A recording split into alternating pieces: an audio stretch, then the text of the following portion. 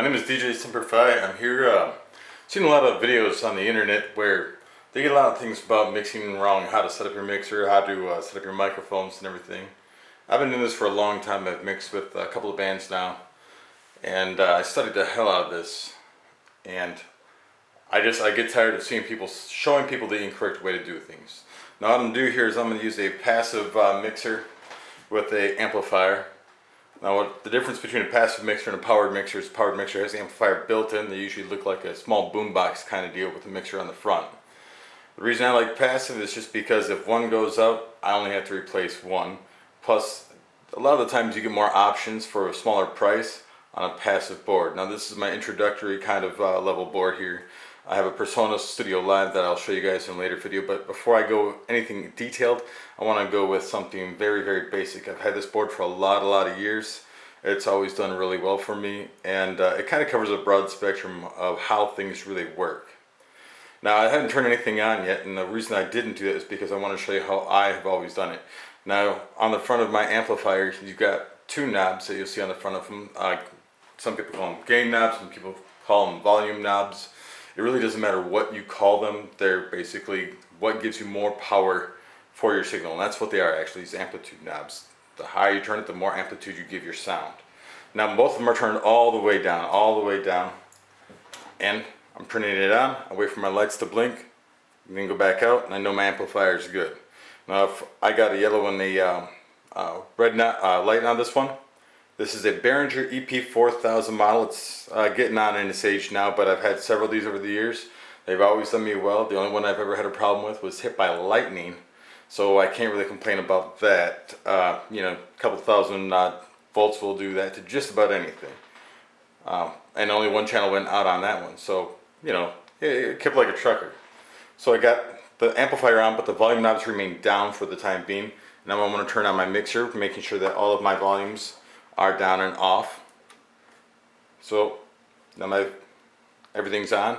I got no pop out of my speaker because everything is turned all the way down on volume. There is no source of energy being sent to it yet.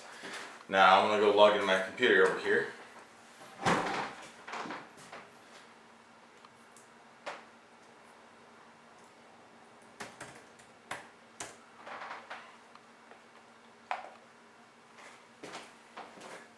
Alright, I'm only using one channel on my amplifier for this. I'm only using my channel 1 and my left main out on the board. Normally I always will be running two, obviously, left and right main outs. So this is for demonstrative purposes. I'm only using one little monitor speaker over here, so there's really no point for me doing anything else. Alright, so before I even bring up any music or anything like that, what I really want to get into is how to adjust and set up your microphone. Over here we have our master faders, right?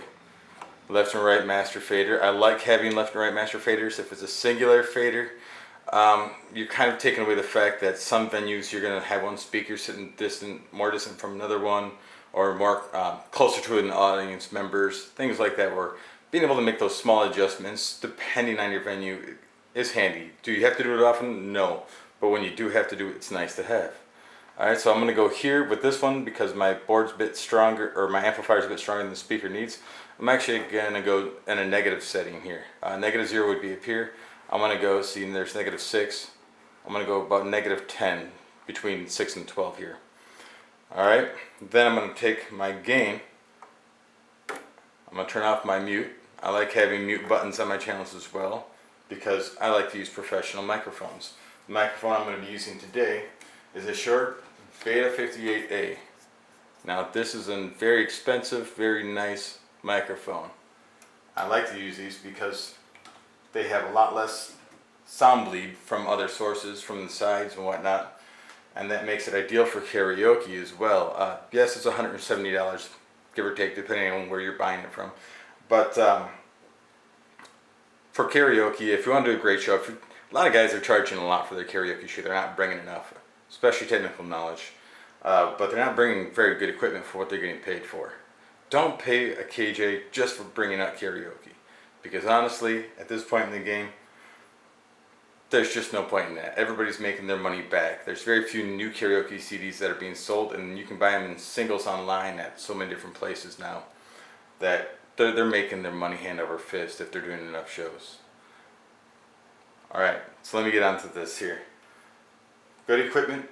We have a saying in the music industry, shit in, shit out. It just means that if you have a bad signal coming in or a cloudy signal, a low quality signal coming in, there's nothing that the system, no matter how great it is, can do to improve that quality. Now, entry-level class mixer is fine for just about everything because, hey, all it does is mix your signal. It's not doing a lot of different things to your signal. So you're not going to do master recording or anything on it, but you can do some pretty good stuff with some small bands and acoustic acts with a board like this. And wonderful for karaoke, and the reason for that is right over here. A lot of different effects. It's got the actual gain on the effects itself, and it also has gain per channel on the effects itself. You don't get that on a lot of boards anymore. A lot of boards, they have possibly an effect setting. My pre-effects also. So you just have a lot of flexibility and control over your effects, and I'm going to get into that in a little bit. Let me get you guys going here with the microphone. Alright, so I've got it at -10. What I want to do is go to about 0. You'll see on some boards that U, it just means unity.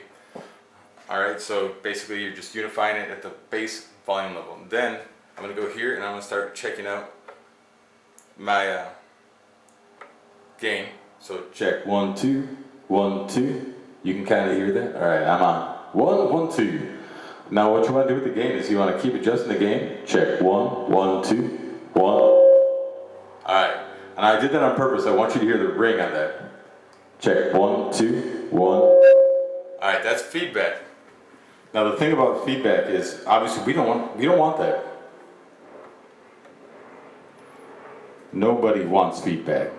Feedback is bad. Alright, now what I just did right here is I rebalanced my EQ to go straight back all the way up and down. It's all flat. And I went and brought my effects back out of here.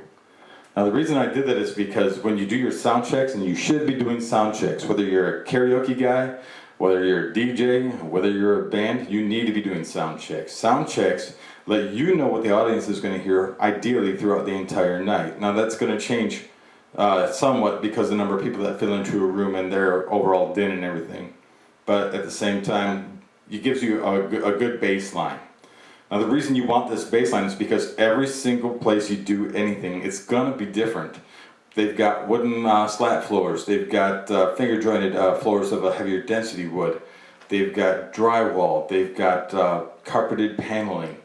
There's a gazillion things that are different from one place to another, whether or not they got tile on their floor, whether or not they've got the ceilings with all the little holes and all the little tiles, whether or not they got chandeliers. Anything and everything makes a difference in sound, because your sound isn't just what's coming out of your speaker, it's how it reflects across the entire room.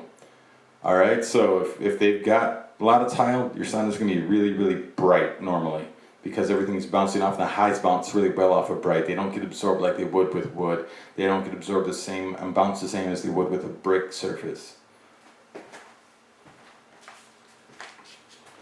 Alright, so now you can hear that the sound is coming out wonderful through the speaker, right? It gives me a little room too. I was actually coming out at about 5 here, 5 out of 10, so the midway point. I was coming out with the feedback, as it were, at that point. So what I did is I brought it back down to about the 2.5, 3, and that gives me some play in my volume. And that's what you want as you're actually mixing, especially with karaoke. You do not want to be mixing your karaoke all night long and have to deal with the problems of not being able to adjust the singer's volume in comparison to the music. Now what this does is I can go here, I can go here, I can go here. I got a lot of room to move, and it's still pretty loud. Now there's an occasional in there, but it's not bad at all, and it's easy to actually just pull out some sound, and you don't have as much anymore. You can EQ some of that out. You don't want to do that as much on this board, and I'm in a tiny, tiny room right now. So it's actually just my dining room. I don't want to say tiny, it's about a 10 by 8 or something like that. It's a decent size, but it's not anywhere near like a venue. So, but this does give you a good baseline. Higher quality microphones will normally have a great signal capture at a lower gain, which means you don't have to turn it up as high to get a lot of volume and get a lot of flexibility. Now, this is what we would call a three shelf EQ, or 3-tier EQ, whatever you want to call it. And what it does is you just have your high, your mids, and your lows. Now, a lot of people's voices are all going to be mids, and that's only because this mid on a general EQ, it doesn't have a setting where you can adjust what frequency you want to pick. That's called a parametric EQ. I'll get into that with my Personas board. But right now, there's just a 3-band EQ that's really common on almost every board. If I want to turn up my highs, you can't really hear too much of my highs. It's what we call the airs and the sibilance, the brightness. This is all up here. You're not going to adjust many females' voices and get a louder voice by turning up this. If you can hear it, it's going up. It's changing things. You can hear the moisture in my mouth a lot more. You can hear those really high frequency tones, but it's not going to do anything other than that for the most part in most people's voices. And it's a really, if you get feedback on that one, it's going to screech really, really bad. That's one to watch and know. Check out the internet, look for a lot of resources on how to EQ things. They'll give you a lot of different ways and reasons to EQ it, but it's really great only for specific things.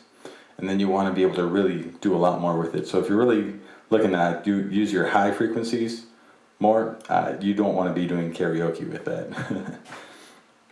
Mids, however, is where a lot of people's voices are. If you can actually hear it changing right there. Now, this is the only time when I would want to bring my highs back up so that it balances out this. Now, what I'm doing though, when you adjust your EQ, especially, I see this on a lot of people's boards. They'll bring up the bass, they'll bring up their lows to like +3, they'll bring up their mids to +3, they'll bring up their highs to +3. What you've essentially done is brought your gain up, but in a different way. And the way I mean that is, when you bring up your gain, you're bringing up the whole signal. So you got a signal here, it's flat, and you just bring it up, that whole signal just comes up. All right, so everything is changed the same. On the other hand, when you're bringing up the EQ, what you're doing is, as I bring up my highs, it's only bringing up a certain amount of frequencies on my highs. I can actually use this illustration for you guys right here. I don't know if you can see that. Okay, you see the frequency chart right there. Try to goofy foot this. Alright, so when you bring up the highs, it brings it up in kind of like a bubble along just some highs. And what it does is it brings it up and then brings it back down to the frequencies that are mids. So you have this kind of bubble effect where it comes here and then goes up and then goes back down. And then the next one would go flat again, all chaos. We don't want to do that. We don't want to have these 3 different bubbles along our frequencies that leave a lot of frequencies still low or unaltered the correct way. So if you want your entire volume to go up, you want to go here.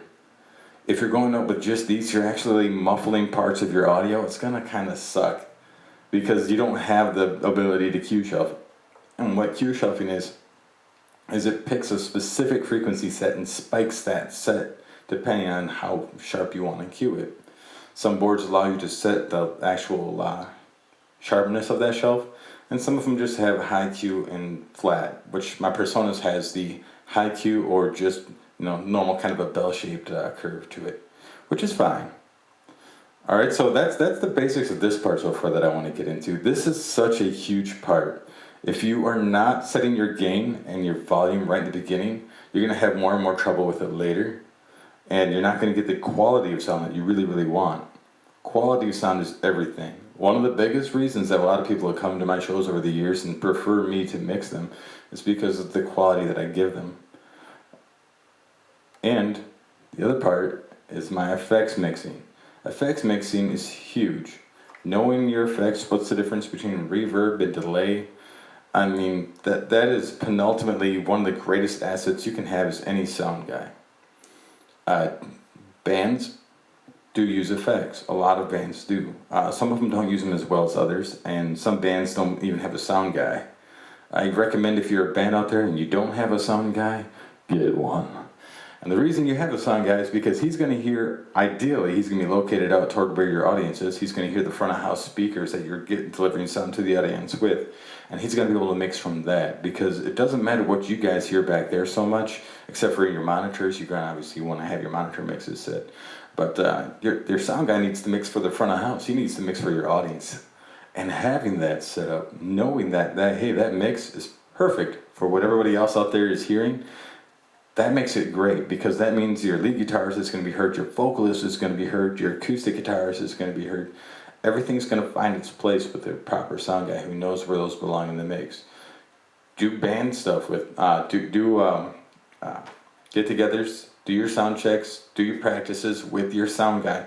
Make sure that he knows what you're looking for, and that you're working with him so that, hey, you know what you're looking for as well. That once you know what your sound guy is doing, once you guys find that sound together that you really want to deliver to your audience, he can make sure that happens every time, but only if you're doing proper sound checks, which, you know, I would say at least 15 minutes with everything.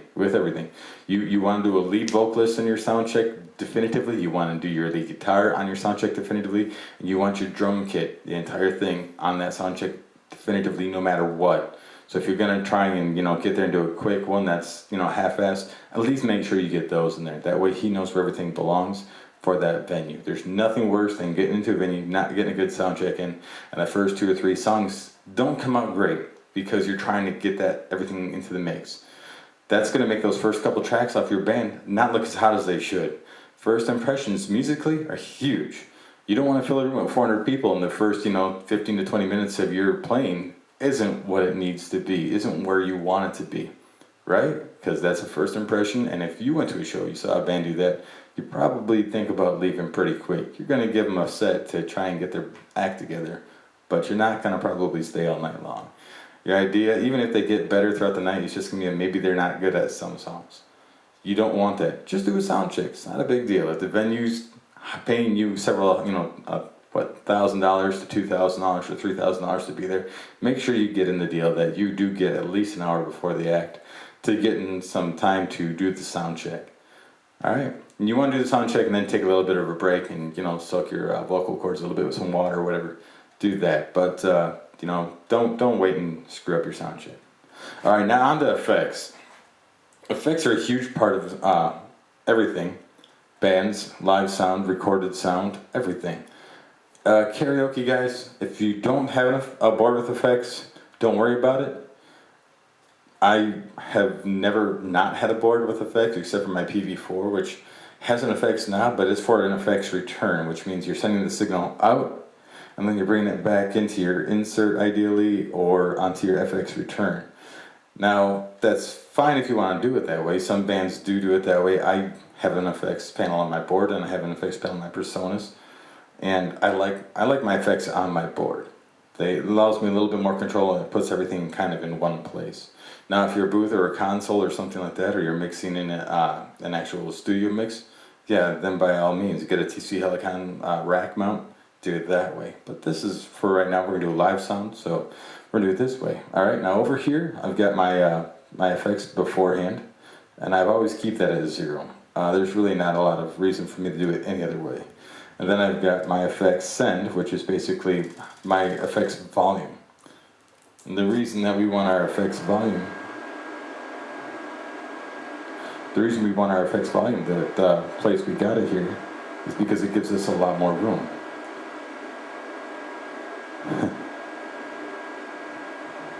Yeah, once that cools down, that'll be a lot better. All right, so over here we pick, I'll run this side, we have almost all reverbs, and this side is all delays. A delay is, I'll actually just show you. We're going to start off with the tape delay. I have it set at,